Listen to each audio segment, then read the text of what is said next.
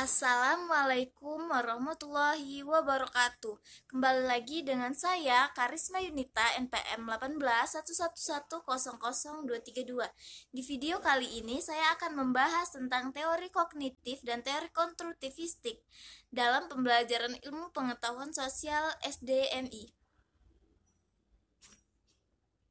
Teori kognitif dan konstruktivistik pembelajaran ilmu pengetahuan sosial SDMI. Teori kognitif. Secara bahasa, kognitif berasal dari bahasa Latin. Cogniter artinya berpikir. Dalam Kamus Besar Bahasa Indonesia, kognitif berasal dari segala sesuatu yang berhubungan atau melibatkan kognisi, atau berdasarkan pengetahuan faktual yang empiris. Dalam istilah pendidikan, kognitif didefinisikan sebagai satu teori di antara teori-teori belajar yang memahami bahwa belajar merupakan pengorganisasian aspek-aspek kognitif dan persepsi untuk memperoleh pemahaman. Dalam teori kognitif, tingkah laku seseorang ditentukan oleh persepsi dan pemahamannya tentang situasi yang berhubungan dengan tujuan. Teori kognitif dalam pembelajaran.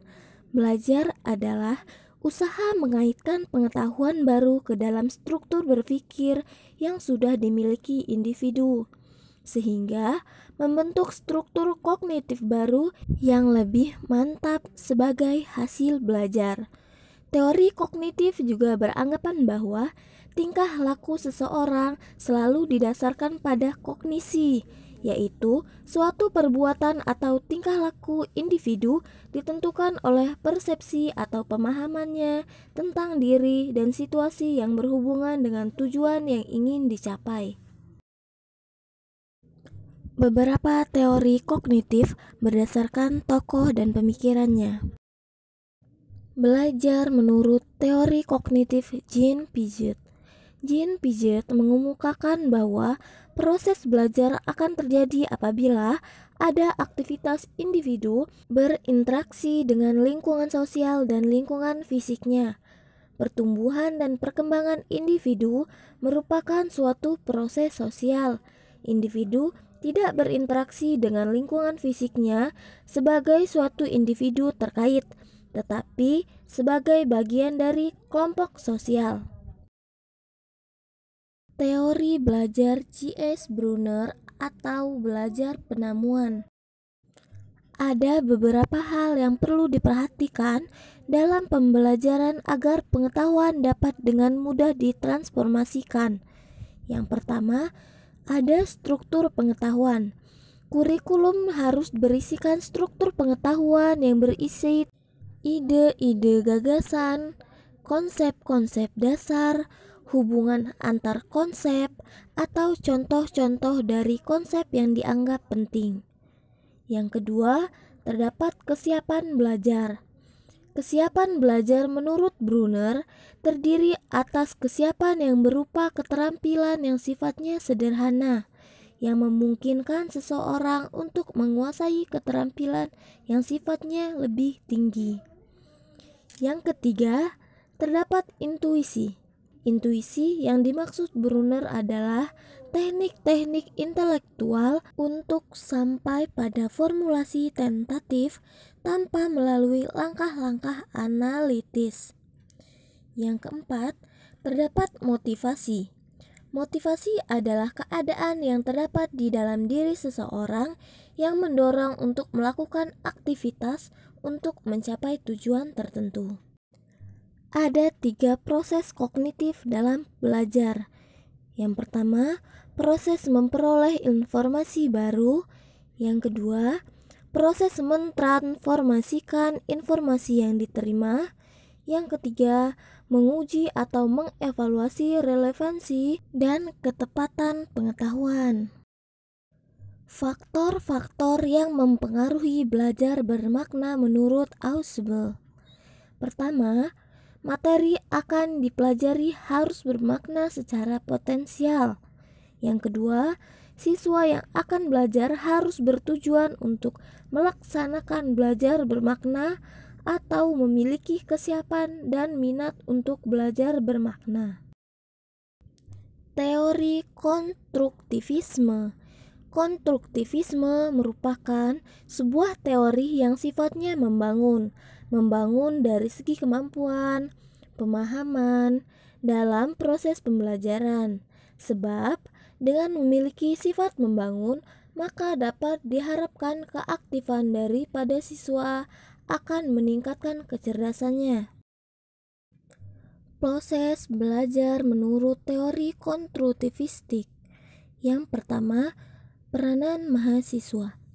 Menurut pandangan konstruktivistik, belajar merupakan suatu proses pembentukan pengetahuan. Pembentukan ini harus dilakukan individu yang benar. Kedua, peranan dosen. Dalam pembelajaran konstruktivistik, dosen atau pendidik berperan membantu agar proses pengkonstruksian pengetahuan oleh mahasiswa berjalan lancar. Yang ketiga, sarana belajar. Pendekatan konstruktivistik menekankan bahwa peranan utama dalam kegiatan belajar adalah aktivitas mahasiswa dalam mengkonstruksi pengetahuan sendiri. Keempat, evaluasi belajar. Pandangan konstruktivistik mengemukakan bahwa lingkungan belajar sangat mendukung munculnya berbagai pandangan dan interpretasi terhadap realitas, konstruksi pengetahuan, serta aktivitas-aktivitas lain yang didasarkan pengalaman. Asumsi-asumsi konstruktivisme. Yang pertama, manusia merupakan siswa aktif yang mengembangkan pengetahuan bagi diri mereka sendiri. Yang kedua, guru sebaiknya tidak mengajar dalam artian menyampaikan pembelajaran dengan cara tradisional kepada sejumlah siswa. Kelebihan konstruktivisme. Yang pertama, guru bukan satu-satunya sumber belajar. Maksudnya, dalam proses pembelajaran, guru hanya sebagai pemberi ilmu dalam pembelajaran. Yang kedua, siswa atau pembelajaran lebih aktif dan kreatif. Maksudnya, di mana siswa dituntut untuk bisa memahami pembelajaran baik di dalam sekolah dan yang didapatkan di luar sekolah. Selanjutnya, pembelajaran menjadi lebih bermakna. Belajar bermakna berarti menginteraksi informasi dan struktur penelitian lainnya. Artinya, pembelajaran tidak hanya mendengarkan dari guru saja, akan tetapi siswa harus bisa mengkaitkan dengan pengalaman-pengalaman pribadinya. Selanjutnya, pembelajaran memiliki kebebasan dalam belajar. Maksudnya, siswa bebas mengaitkan ilmu-ilmu yang dia dapatkan baik di lingkungannya dengan yang di sekolah sehingga tercipta konsep yang diharapkan. Yang terakhir, perbedaan individual terukur dan dihargai. Kekurangan konstruktivisme.